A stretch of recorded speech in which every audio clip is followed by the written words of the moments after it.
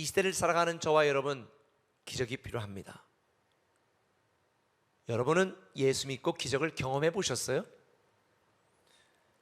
어떤 기적을 경험해 보셨나요? 아니, 여러분들 중에 나는 그토록 오랫동안 예수를 믿었는데 한 번도 기적을 경험해 본 일이 없어, 아마 이런 생각을 하고 있는 분들이 있을지도 모르겠습니다. 근데 여러분 꼭 기억하셔야 돼요. 예수 믿고 기적을 경험하지 못한 분들은 예수 믿는 게 아닙니다. 잘못 믿는 것입니다. 예수를 믿으면 반드시 세상 사람들이 놀라는 위대한 기적을 경험할 수밖에 없습니다. 별로 동의를 안 하시는데 제가 그걸 알려드릴게요. 여러분 생각해 보세요. 우리가 예수를 믿는다는 이유 한 가지만으로 우리가 죽어도 죽지 않고 영원히 사는 영생을 누리는 존재가 된 것이 기적이 아니면 어떤 게 기적입니까? 내가 예수를 믿는 믿음으로 말미암아 내가 뭔가 어떤 엄청난 일을 한 것도 아닌데 예수 믿고 죽어도 죽지 않고 다시 살아나 영원히 사는 영생불사의 존재가 된 이 놀라운 사실이 여러분 깜짝 놀랄 기적이 아니에요? 여러분의 존재 자체가 기적임을 믿으시기를 바랍니다. 우리는 그런 기적을 이미 경험한 존재예요.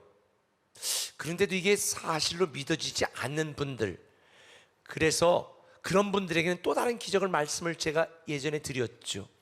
이런 영생불사의 기적적인 존재로 살아가고 있는 우리임에도 불구하고 내가 기적을 경험하지 못했다고 믿고 예전에 예수 믿기 전에 살던 대로 여전히 사는 여러분들이 바로 기적이에요.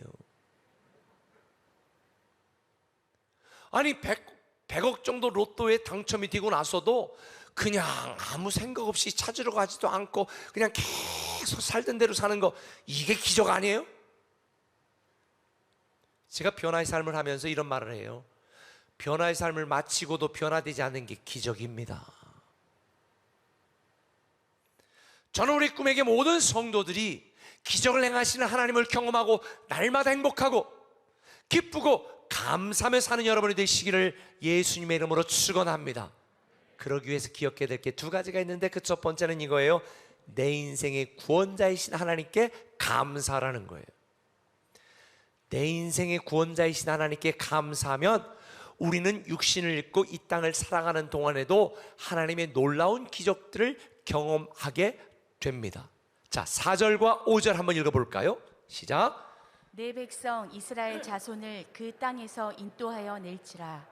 내가 내 손을 애굽 위에 펴서 이스라엘 자손을 그 땅에서 인도하여 낼 때에야. 하나님께서는 이스라엘 백성들에게 애굽에서 내 백성을 인도해 낼 것이다 계속 말해요. 여러분, 애굽은 이스라엘 백성들에게 지옥이었습니다. 고통이었습니다. 악몽이었습니다. 나이메어. 그런데 그곳에서 인도하여 낸다는 거예요. 출애굽시킨다는 거예요. 이게 바로 뭐예요? 구원이죠. 하나님은 출애굽을 통해 우리를 구원하시는 하나님, 내 인생의 구원자이신 하나님이 누구신지를 알려주고 있는 거예요. 그래서 아무런 희망 없이 살던 이스라엘 백성들 약속대로 찾아오셔서 살피시고 돌보셨다. 어둠 가운데 이스라엘 백성들에게 오셔서 어둠의 빛이 되셨다. 혹 여러분들 중에 이스라엘 백성들처럼 지금 신음소리로 한탄하며 내 인생이 이게 뭔가, 내 결혼 생활이 이게 뭔가, 내 직장이 왜 이렇게 힘든가, 나는 대체 왜 이렇게 하는 일마다 되는 게 없는가, 이 코로나 시대에 나는 죽겠다 신음하는 분들에게 기적을 행하시는 하나님의 놀라운 능력이 여러분에게 임하기를 예수님의 이름으로 축원합니다. 기적을 행하시는 하나님이 여러분을 출애굽시킬 것입니다. 고통에서 출애굽시키고 불면증에서 출애굽시키고 낙심에서 출애굽시킬 줄 믿으시면 아멘. 그러면 왜 하나님이 우리를 구원하실까? 그 이유가 4절에 기록되어 있어요. 내가 내 손을 애굽에 뻗쳐 여러 큰 심판을 내리고 내 군대 내 백성 이스라엘 자손을 그 땅에서 인도하여 낼 것이다. 하나님의 백성이라는 거예요. 우리말로 말하면 하나님 새끼라는 거예요. 하나님의 자녀니까 하나님이 책임지고 구원하신다는 거지요. 그런데도 이스라엘 백성들은 하나님께 불평했습니다. 하나님이 기적을 행하시는 동안 기다리지 못하고 하나님을 향하여 원망했습니다. 하나님의 말씀을 들었으나 인내하지 못하고 낙심했습니다. 어쩌면 요즘 성도들과 그렇게 똑같은지 모르겠어요. 우리만 그런 게 아니에요. 신약에 보면 그런 사람이 있었어요. 나사로와 그의 누이 마리아와 마르다 이야기입니다. 예수님이 사랑했던 나사로와 마리아와 마르다, 어느 날 나사로에게 죽을 병이 들렸습니다. 사람을 보내서 주님, 당신이 사랑하는 나사로가 죽게 되었으니 빨리 와서 고쳐주세요. 그런데 예수님은 그 소식을 듣고 달려오지 않았습니다. 이틀이나 그곳에서 문기적 되셨습니다. 그리고 오는 것도 달려오지 않았습니다. 어슬렁 달려오셨습니다. 얼마나 열이 뻗치는지 마르다의 이 나사로의 누이가 어떻게 했어요? 달려가서, 주님, 어떻게 그럴 수가 있어요? 동네 앞에서 예수님을 향해서 불평하고 원망하면서 어떻게 그럴 수가 있어요? 우리를 사랑한다더니 우리 오빠 죽었어요. 통곡하고 웁니다. 그 모습을 본 주변 사람들이 함께 울었더라 그랬습니다. 성경에 보니까 예수님도 그들을 보면서 우셨더라고 말합니다. 예수님의 눈물은 다른 의미였죠. 이 나사로의 가족들은 예수님 우리를 사랑한다면서 어떻게 이럴 수가 있어요? 분노의 눈물이었습니다. 예수님은 이런 눈물이었죠. 내가 너희를 사랑한다는 걸 좀 믿고 기다리지 왜 그렇게 믿음이 없어? 안타까워서 우신 거죠. 사실 인간적인 입장에 생각해 보면 당연해요. 사람이 죽었는데 사람에게 죽으면 끝이잖아요. 일찍 좀 오시지. 병도 고칠 수 있는 분이 늦게 왔어. 얼마나 원통했겠습니까? 사람들은 당연히 죽음에 집중했죠. 그런데 요한복음 11장 23절 이하의 이 나사로의 사건을 보면요, 주님은 이렇게 말씀하셨습니다. 살아나리라. 25절에 생명, 부활, 살겠고, 26절에 보면 살아서 죽지 아니하리니. 사람들이 죽음에 집중하고 있을 때 주님은 생명을 말씀하셨습니다. 사람들이 예수님께 치유의 기적을 기대했지만 예수님은 부활의 기적을 행하셨습니다.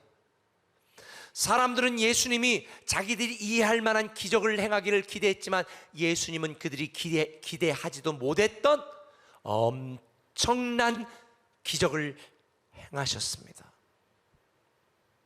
혹 여러분들 중에 이제 죽겠다, 나는 끝이다, 내 자녀 왜 이러지? 우리 부모님 왜 이러지? 우리 가정은 왜 이러지? 내 사업은 왜 이러지? 내 인생은 왜 이렇지? 만약에 이 나사로 가족들처럼 절망하고 낙심하고 통곡하고 있다면 여러분 이거 기억하세요. 주님의 기적은 때때로 의도적인 우리의 절망에서 옵니다. 우리가 절망을 의도하는 게 아니라 주님이 우리의 절망과 낙심을 의도적으로 버려둔다는 거죠. 왜? 절망하게, 낙심하게, 어둠에 처하게. 아니 내가 벼랑 끝에 서 있는데 주님은 와서 나를 구출해 주는 것이 아니라 벼랑 밑으로 밀어버리시네. 내가 붙들고 있던 끈 하나 맞아도 주님이 탁 끊어버리시네. 나에게 희망이 없다. 저는 그런 때가 참 많았습니다. 그런데 지나고 보니까 나의 절망이 주님의 기적이 시작이었고 나의 낙심이 주님의 기적이 시작인 걸 깨닫게 되어지니 왜 그러셨을까? 지나고 보니까 주님만이 내 인생의 유일한 구원자임을 알게 하려고. 그래서 저는 주님만 믿습니다. 주님만이 내 인생의 유일한 구원자임을 저는 확신합니다. 사랑하는 성도 여러분, 저는 여러분들도 내 인생의 유일한 구원자는 예수 그리스도임을 믿으시기를 바랍니다. 하나님은 내 백성, 내 자녀라고 말하고 책임지시잖아요. 그런데 우리는 이스라엘 백성이 아닌데 어떡하지요? 큰일 났네. 그런데 갈라디아서 3장 7절 이하를 같이 읽어봅시다. 시작. 그런즉 믿음으로 말미암은 자들은 하나님의 줄 알지어다. 그러므로 믿음으로 말미암은 자는 믿음이 있는 아브라함과 함께 복을 받느니라. 믿음으로 말미암은 자들은 누구의 자손이다? 아브라함의 자손이라는 거예요. 믿음으로 말미암은 자는 아브라함의 자손이라는 거예요. 우리는 영적인 이스라엘이라는 거예요. 그래서 이스라엘 백성들과 언약을 행하신 하나님이 우리에게 아브라함 자손의 축복을 우리도 누리게 만드신다는 거예요. 이걸 어떻게 할 수 있어요? 우리 하는 언약을 하지 않았는데. 그래서 우리에게 새 언약이신 예수 그리스도를 증거로 보내주신 것입니다. 누구든지 예수 그리스도를 믿는 자는 믿음으로 말미암아 아브라함의 자손이 되고 영적인 이스라엘이 되고 아브라함에게 하신 그 모든 축복의 약속이 우리에게도 해당되는 것이니, 저는 여러분이 새 언약이신 예수 그리스도가 내 인생의 구원자임을 믿으시기를 바랍니다. 예수는 그리스도라. 그리스도는 구원자라는 뜻이잖아요. 예수는 그리스도십니다. 예수님은 내 인생의 구원자이십니다. 그래서 우리는 예수 그리스도를 따르는 참 제자가 되어야 되는 것이고, 새 언약이신 예수 그리스도의 참 제자가 되면 우리는 영적인 이스라엘 아브라함의 자손이 되고 하나님의 자녀가 되어서 하나님이 내 백성, 내 자녀라고 우리를 책임지시고 구원하는 줄 믿으시면 아멘. 그래서 저와 여러분에게 기적을 행하시는 거예요.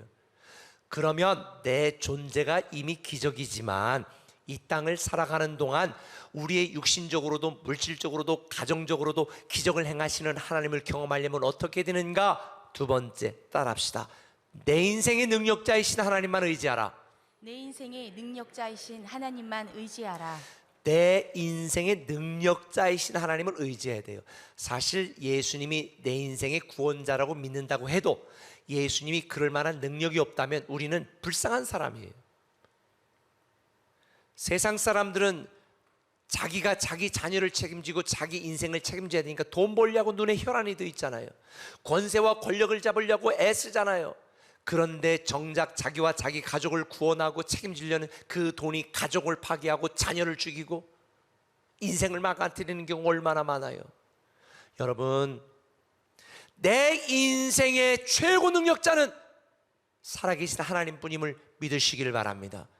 그래서 본문에 보면 하나님은 내가 절대 능력자라는 걸 알리기 위하여 애굽 사람들에게 온갖 기적을 행하시고 재앙을 내리시는 거예요. 3절은 말합니다. 내가 바로의 마음을 완악하게 하고 내 표징과 내 이적을 애굽 땅에서 많이 행할 것이다. 하나님이 바로의 마음을 일부러 의도적으로 완악하게 했다, 꼭 그런 의미가 아니에요. 4절을 보면요, 바로가 너희의 말을 듣지 않을 것이다. 그래서 내가 내 손을 애굽에 뻗쳐 여러 큰 심판을 내릴 것이다 라고 말해요. 왜 그럴까요? 생각해 보세요. 당시 바로 왕은 이스라엘 백성을 노예로 삼았습니다. 큰 성을, 람셋 성을 건축했습니다. 당시 노예는 노동력을 의미했습니다. 재산을 의미했습니다. 근데 200만 명이 되는 그 재산을, 노동력을 아무 조건 대가 없이 보낸다고요? 그래서 최근에도 근대에도 남북전쟁이 미국이 일어난 거 아니에요? 노예 폐지 반대해서. 내 재산, 내 노동력을 어떻게 내가. 그러니 바로왕이 마음이 완악할 수밖에 없고, 바로왕이 마음이 완악하니 하나님이 기적을 행하신 거예요. 하나님이 여기서 뭐라고 말해요? 내 군대, 하나님의 군대. 하나님의 군대는 하나님의 능력으로 일하는 군대, 하나님의 능력으로 싸우는 군대. 내 백성, 하나님의 백성은 하나님이 책임지는 백성, 바로 저와 여러분이 하나님이 책임지는 그런 하나님의 자녀인 줄 믿으시기를 바랍니다. 그런데 하나님이 이스라엘 백성들을 통하여 위하여 애굽 사람들에게 내린 기적과 재앙은 다 애굽 사람들이 섬기던 우상들, 신들과 관련이 있었습니다. 애굽은 다실론 사회라고 그랬죠. 많은 우상들, 신들을 섬겼어요. 그런데 10가지 재앙을 제가 간단하게 막 설명을 드리면, 애굽 사람들이 섬기던 모든 우상들, 신들을 타겟으로 삼은 거예요. 그 신들이 얼마나 무기력하고 바보 같은 것인지 심판한 거예요. 10가지 재앙 속에 특이한 점이 하나가 발견이 됩니다. 요술사들이 두 번째 재앙까지는 따라하다가 세 번째부터는 따라하지 못했어요. 근데 그 요술사들이 바로에게 뭐라고 보고하는 줄 아십니까? 출애굽기 8장에 요술사가 바로에게 말하되 이는 하나님의 권능이니이다. 누구의 권능? 하나님의 권능입니다 하고 바로에게 말했으나 바로가 들었어요, 안 들었어요? 안 들었어요. 홍해까지 가르는 모든 하나님 행하시는 기적을 본 이스라엘 백성들은 결국은 출애굽기 15장에 이렇게 고백합니다. 여호와여, 신중에 주와 같은 자가 누구니까? 주와 같이 거룩함으로 영광스러우며 찬송할 만한 위엄이 있으며 귀한 일을 행하시는 자가 누구니까? 이스라엘 백성들도 비로소 모든 신 중에 최고의 신이 여호와 하나님임을 깨닫게 된 것입니다.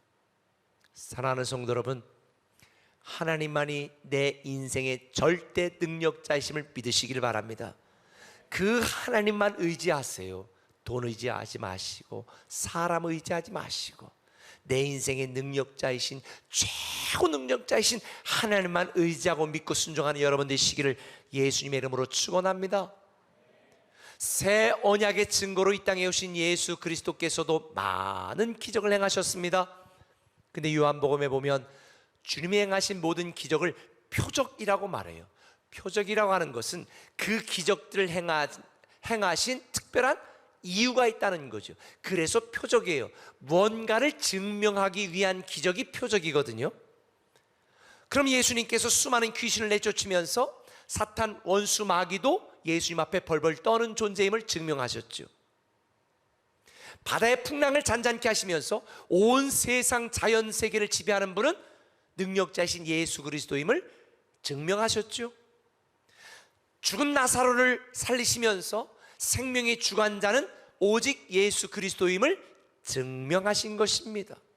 그리고 십자가 달려 죽으시고 친히 부활하셔서 우리에게 예수 그리스도를 믿는 자는 나사로를 살린 것처럼 본인이 부활한 것처럼 우리도 죽지 않고 영원히 사는 존재가 되게 하시는 내 인생의 최고 능력자가 예수 그리스도임을 증명하신 거예요. 그래서 요한복음 16장 9절에 예수님은 이렇게 말합니다. 죄가 뭔지 아냐? 믿지 않는 게 죄다. 뭘 믿지 않는 거예요? 예수님이 내 인생의 최고 능력자임을 믿지 않는 게 죄입니다. 예수님이 부활하신 걸 믿지 않는 게 죄입니다. 예수님이 우리도 다시 살리셔서 영생을 누리게 하신 걸 믿지 않는 게 죄예요. 최고의 죄가 무슨 죄냐? 불신의 죄입니다. 저는 오늘 여러분들이 오늘 말씀을 듣고 내 인생의 최고 능력자이신 예수 그리스도를 믿으시고 우리 인생 가운데 수많은 기적을 행하시는 주님을 믿고 기적을 경험하시는 여러분 되기를 예수님의 이름으로 축원합니다. 이걸 알았던 사도 바울이 빌립보서에서 이렇게 고백하는 거예요. 나는 비천에 처할 줄도 알고 풍부에 처할 줄도 알아. 모든 일 곧 배부름과 배고픔과 풍부와 궁핍에도 처할 줄 아는 일체 비결을 배웠노라. 내게 능력 주시는 자라서 내게 능치 못할 일이 없다. 모든 걸 할 수 있다는 거예요. 이 의미가 뭔 줄 아세요? 하나님은 우리를 위하여 기적을 베푸십니다. 그러나 기적이 존재인 우리가 육신을 입고 인간적으로 사는 동안에 고통도 당할 수 있어. 예수 믿는다고 핍박도 당할 수 있어. 어려운 일도 경험할 수 있어. 그러나 흔들리거나 두려워하지 않는다는 거예요. 왜? 우리는 죽어도 죽지 않고 영원히 사는 그런 놀라운 존재이기 때문이지요. 이런 삶을 살았던 게 바로 초대교회 성도들이었어요. 여러분 진짜 무서운 사람이 뭔지 아세요? 지나가다가 주먹으로 한 대 팍 쳤어. 그랬더니 이 자식 이게 왜 나를 쳐? 그리고 몽둥이를 쫓아오는 사람이 두렵지 않아. 한 대 탁 쳐. 너 쳤냐? 이쪽도 쳐봐. 한 대 팍 쳤어. 또 쳤네? 그럼 어떡하려고? 칼 들고 와. 그럼 찔러봐. 이런 사람은 진짜 무서운 거예요. 초대교인들이 그랬어요. 죽였어. 죽이네? 죽였다고 별 수 있어? 죽여봐. 사자를 넣었어. 사자밥이네? 이거 던져봐. 그리고 두려워하지 않는 거예요. 오히려 초대교인들을 죽였던 로마가 두려워한 거예요. 스데반이 자기를 위해 자기를 죽이려 돌을 던지는 사람들, 아프네. 근데 던져봐. 그리고 그들을 축복한 거예요. 세상에 그들을 두려워했더라. 세상이 그들을 감당하지 못했더라. 기적을 행하시는 하나님을 믿으면요, 내 인생의 능력자이신 주님을 믿으면요, 우리는 아무리 힘들고 괴롭고 앞이 보이지 않아도, 낙심하지 않아도, 두려워하지 않아요. 저는 여러분이 이런 기적의 주인공이 되기를 예수님의 이름으로 축원합니다. 이스라엘 백성들처럼 불평하고 원망하지 마세요. 나사렛 가족들처럼 의심하고 눈물을 흘리지 마세요. 하나님은 하나님의 영광을 위하여 기적을 행하시니, 하나님의 자녀인 우리에게 기적을 행하셔서 우리를 통해 더 많은 사람이 하나님을 알도록 말씀하시니, 여러분의 인생 속에 기적을 행하시는 하나님이 여러분을 출애굽시키시고 여러분을 치유하시고 여러분을 다시 살리시는 이 하나님을 믿으시고 믿음으로 승리하셨으면 좋겠어요. 본문에 보면 7절에 그들이 바로에게 말할 때 모세는 몇 세? 80세. 아론은 몇 세? 83세였더라. 세상에 가장 강대한 애굽 왕 바로에게 맞선 사람이 80세와 83세의 노인 2명이야, 딸랑. 그런데 애굽은 그들을 신처럼 두려워했더라. 맞습니다. 우리도 이 노인들처럼 아무런 힘도 능력도 없을지 몰라요. 그런데 우리가 내 인생의 절대 능력자이신 하나님을 믿고 내 인생의 구원자이신 하나님을 믿으면 세상이 여러분을 두려워합니다. 할렐루야. 기적을 행하시는 하나님을 경험하기를 원하세요? 6절에 그 실마리가 있습니다. 모세와 아론이 여호와께서 자기들에게 명령하신 대로 행하셨더라. 네, 믿음으로 반응하시고 순종으로 반응하시면 돼요. 내 인생의 구원자이신 예수 그리스도, 그분께 감사로 예배하시기 바랍니다. 예배를 소홀히 하는 것은 하나님을 무시하는 거예요. 예배드리기 힘든 시대가 되었습니다. 그러나 내 인생이신 예수 그리스도에게 감사로 예배하시길 바랍니다. 감사로 헌신하시기 바랍니다. 감사로 찬양하시길 바랍니다. 내 인생의 절대 능력자이신 예수 그리스도, 그분을 믿고 듣는 말씀마다 아멘으로 순종하신다면 저와 여러분의 인생 속에 세상 사람들 놀라게 하는 수많은 기적이 우리를 통하여 일어나고 하나님이 베푸실 줄 믿습니다. 한 가지 말씀하고 말씀을 마무리할게요. 대전에서 양육을 마친 한 성도가 이렇게 간증을 했습니다. 저는 집에서 혼자 교회를 다니고 있는데 동생이 저를 보며 하나님이 정말 있다면 본인도 믿어보고 싶다는 말을 하더군요. 부끄럽지만 과거 저는 심리적인 어려움과 극심한 스트레스로 인해 가족들에게 항상 걱정투성이었습니다. 공황장애로도 많이 고통당했거든요. 하지만 하나님을 만난 이후 불만이 많았던 제가 긍정적으로 바뀌고 주어진 삶에 감사하며 하루하루 최선을 다하면서 살게 되는 변화가 생기더라고요. 하나님이 제 부족함을 채워주시고 어떤 순간이든 작은 것이라도 저를 사용하시는 하나님을 경험하게 되었습니다. 변화하는 저를 보면서 동생이 기적이라면서 하나님을 만나면 사람이 변할 수 있다는 걸 깨닫게 되었다는 말을 듣는데 울컥하더라고요. 지금 코로나19로 상황이 어려우신 성도님들도 계실 텐데 하나님께 맡기고 의지하면 변화되지 않을 것처럼 보여도 나중에 되돌아보았을 때 변화되어 있는 상황을 보실 거라 생각됩니다. 사랑하는 성도 여러분, 힘드시죠? 그런데 기적을 행하시는 하나님이 여러분의 아버지입니다.